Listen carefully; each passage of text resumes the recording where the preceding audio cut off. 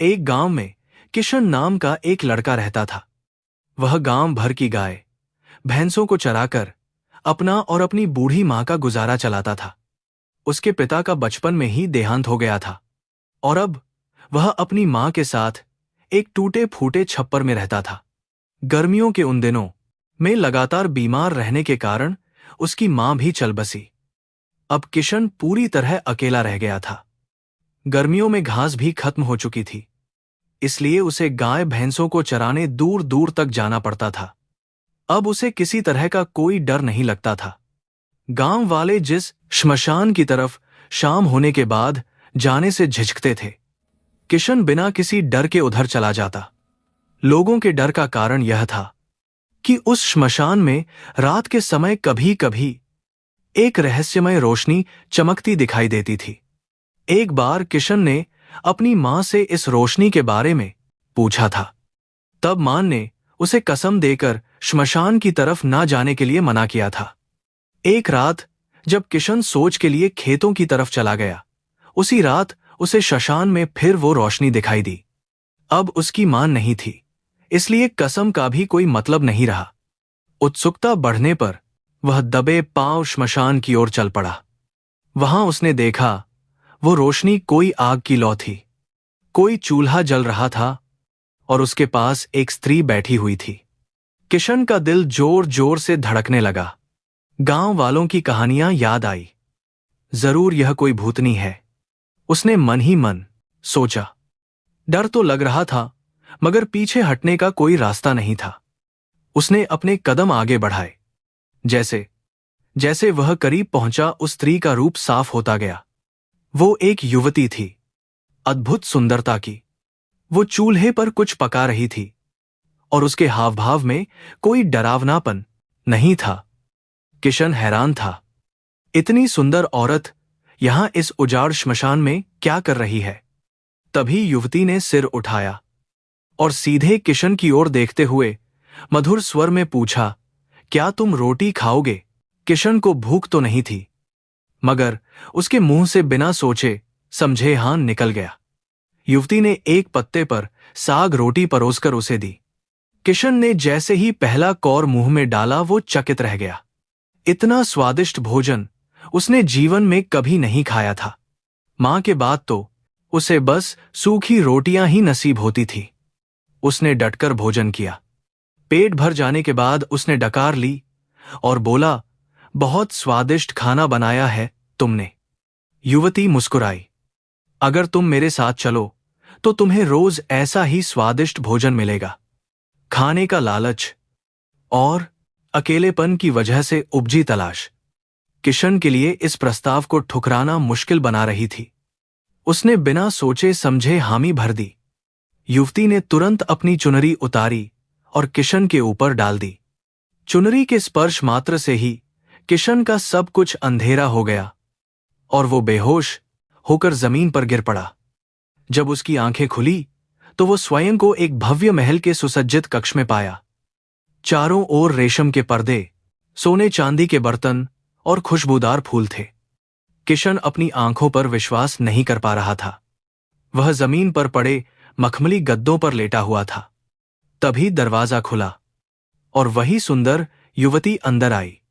उसने किशन को देखा और मधुर स्वर में हंसते हुए कहा, उठो, हम तुम्हें स्नान कराते हैं। किशन उसके पीछे चल पड़ा। वह कुछ पूछना चाहता था, मगर हर बार युवती उसे चुप रहने का इशारा कर देती। आखिरकार उसने सोचा, जो होगा देखा जाएगा। वैसे भी मेरे पास खोने के लिए कुछ भी नहीं है। स्नानागार एक अलग ही दुनिया थी। वहां दो अधेड़ उम्र के सेवकों ने उसे चांदी के टब में बैठाकर सुगंधित तेलों और इत्र से स्नान कराया। फिर उसे नए महीन रेशम के वस्त्र पहनाए गए। जब किशन ने शीशे के सामने खड़े होकर अपने आप को देखा तो वह अपनी ही शक्ल पर हैरान रह गया। वह साधारण सा ग्वार चरवाहा कहाँ और यह राजकुमार जैसा रूप कहां से आ गया। तभी एक और सुंदर युवती कक्ष में आई और उसका हाथ पकड़कर एक दूसरे कमरे में ले गई।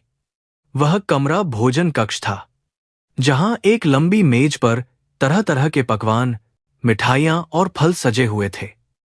खाने की सुगंध से किशन के मुंह में पानी भर आया।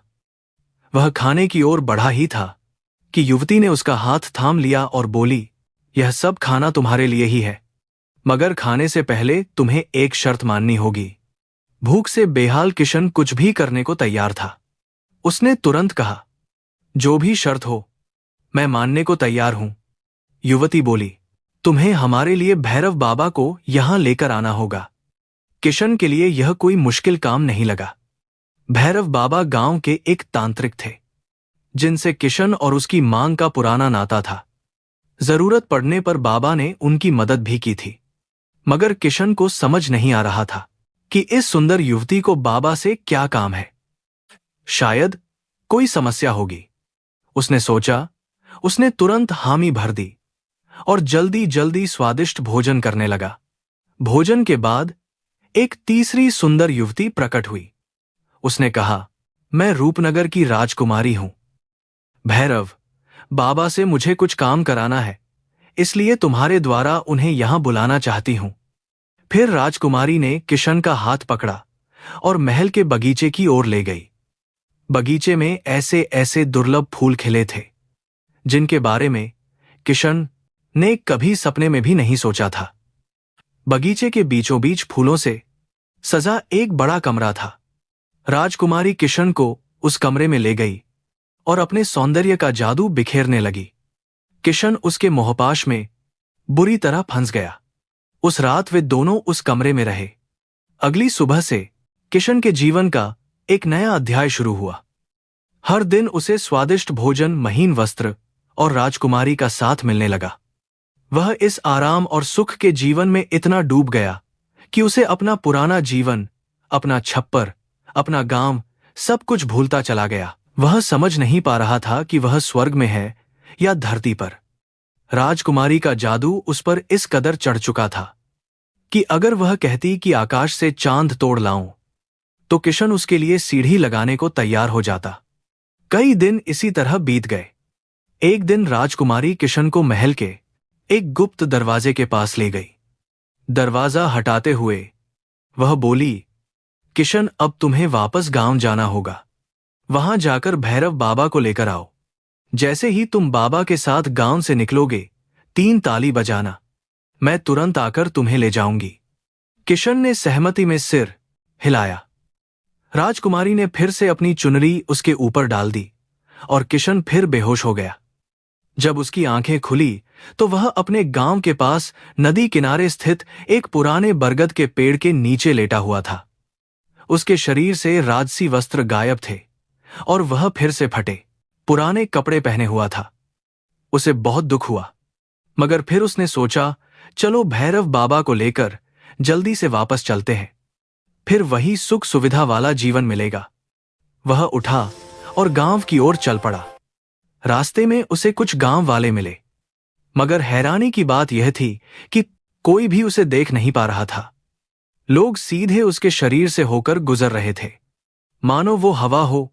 किशन ने कुछ लोगों को आवाज दी, मगर किसी ने उसकी आवाज नहीं सुनी। वो एक भूत की तरह था, जिसे कोई देख या सुन नहीं सकता था। यह बात उसे डराने के बजाय और भी उत्सुक बना रही थी।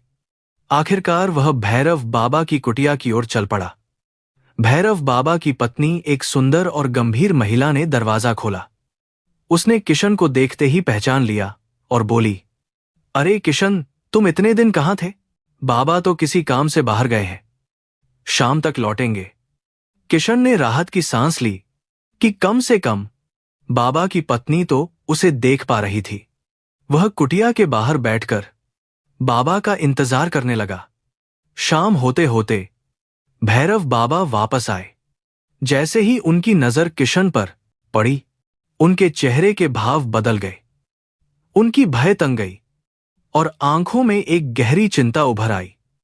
बिना कुछ कहे उन्होंने किशन का हाथ पकड़ा और उसे कुटिया के पीछे ले गए। वहां उन्होंने कुछ मंत्र बुदबुदाए और अचानक ही दोनों के सामने एक झोपड़ी नुमा दरवाजा प्रकट हो गया। अंदर जाकर किशन हैरान रह गया। बाहर से तो वह एक साधारण झोपड़ी लग रही थी, मगर अंदर एक विशाल खंडहर हो चुका महल था, जहां बाबा ध्यान मुद्रा में बैठ गए। किशन बाबा ने गंभीर स्वर में कहा, तू कहां जाकर फंस गया है? मैं और तेरी मां तुझे हमेशा समझाते थे कि श्मशान की तरफ रात के समय मत जाया करो। किशन ने डरते डरते अपनी पूरी कहानी बाबा को सुनाई। श्मशान की रोशनी, सुंदर युवती, स्वादिष्ट भोजन, राजमहल और राजकुमारी का प्रस्ताव। बाबा का चेहरा और भी गंभीर हो गया। उनके माथे पर बल पड़ गए। वह बोले, किशन, तूने उसके साथ शारीरिक संबंध बनाकर बहुत बड़ी गलती कर दी। मैं तो यह सोच रहा हूं कि तू जिंदा कैसे बच गया। किशन हाथ जोड़कर बोला, बाबा, खाने पीने और आराम के लालच में मैंने यह सब किया, मगर जब से गांव आया हूं तब से पता चला कि मुझे कोई देख भी नहीं सकता। अब तो मैं भी उससे छुटकारा पाना चाहता हूं। बाबा ने सुन किशन, मैं तुझे एक सच्चाई बताता हूं। जो युवती मेरे साथ रहती है वह मेरी पत्नी नहीं बल्कि एक भूतनी है। मैंने उसे अपने वश में किया हुआ है, और जिस राजकुमारी ने तुझे फंसाया है वह उसी भूतनी की बहन है। वह तुझे माध्यम बनाकर मुझे वहां ले जाना चाहती है, ताकि वह अपनी बहन को मेरे कब्जे से आजाद करा सके। किशन को गहरा धक्का लगा।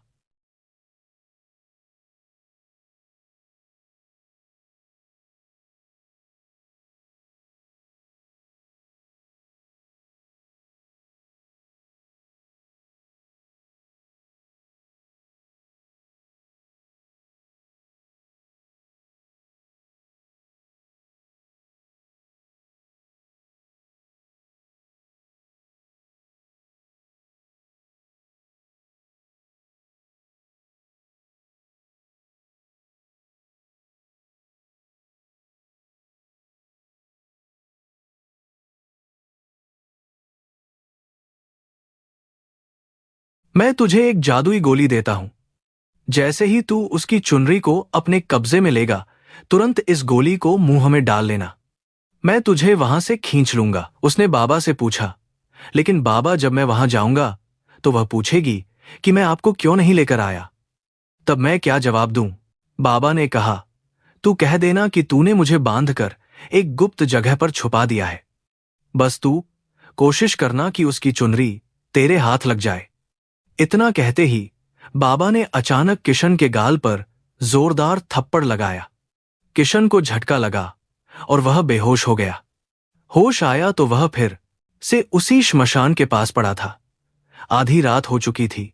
किशन ने बाबा की बताई विधि के अनुसार 3 ताली बजाई। तुरंत ही उसे एक तेज झटका लगा और वह फिर से उसी राजमहल में पहुंच गया। वहां पहुंचते ही उसकी नजर उस सुंदर प्रेतनी पर पड़ी, जिसके चेहरे पर गुस्सा था। उसने कड़कती आवाज में पूछा, भैरव बाबा कहां है? किशन ने बाबा द्वारा सिखाए अनुसार झूठी कहानी सुनाई।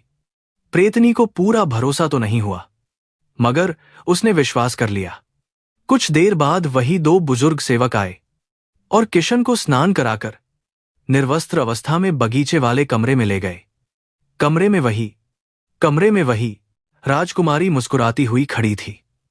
दोनों ने फिर से रात बिताई, मगर इस बार किशन को अपना लक्ष्य याद था। जैसे ही राजकुमारी गहरी नींद में सोई, किशन ने चुपचाप पलंग से नीचे पड़ी, उसकी चुनरी उठाई और तुरंत बाबा दी गई जादुई गोली मुंह में डाल ली। गोली मुंह में डालते ही किशन को लगा जैसे कोई शक्तिशाली हाथ उसे खींच रहा हो। वह तुरंत उसी खंडहर महल में पहुंच गया, जहां भैरव बाबा एक हवन कुंड जलाए बैठे थे। किशन अभी भी निर्वस्त्र था। बाबा ने उसे वही चुनरी कमर में लपेटने को कहा। किशन ने ऐसा ही किया। बाबा ने लगातार 1 घंटे तक हवन किया और मंत्रों का जाप किया। हवन पूरा होने के बाद बाबा ने किशन को उसके घर भेज दिया और साथ ही सख्त हिदायत दी, यह चुनरी किसी के हाथ नहीं लगनी चाहिए, इसे हमेशा अपने पास रखना। किशन जब अपने गांव की ओर चला तो उसके मन में अजीब सी उलझन थी। वह सोच रहा था, क्या मैं वाकई में वापस अपनी सामान्य दुनिया में लौट पाऊंगा? आधा रास्ता तय करने के बाद अचानक उसका बचपन का दोस्त कलवा सामने आ गया। कलवा ने उसे देखते ही पुकारा, अरे किशन, तू इतने दिन कहाँ गायब था? सबने सोचा तो कहीं चला गया। और यह औरतों की चुनरी तूने अपनी कमर में क्यों बांध रखी है? कलवा की यह बात सुनकर किशन के चेहरे पर राहत की लहर दौड़ गई। उसे देखा जा सकता था, वो फिर से सामान्य हो चुका था। उसने एक गहरी सांस ली और झूठ बोलते हुए कहा, अरे यार, कुछ जरूरी काम से दूसरे गांव चला गया था। यह चुनरी वहां किसी ने भेंट की थी। कलवा ने उसकी बात पर ज्यादा जोर नहीं दिया और गांव की ताजा खबरें सुनाने लगा। जब वह अपने टूटे फूटे छप्पर में पहुंचा तो उसे एक अजीब सी शांति महसूस हुई। यह उसका अपना घर था, अपनी मिट्टी।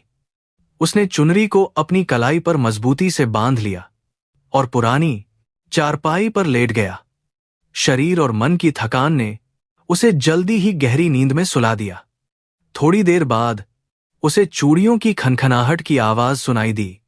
आवाज इतनी मधुर और नजदीक थी कि उसकी नींद टूट गई।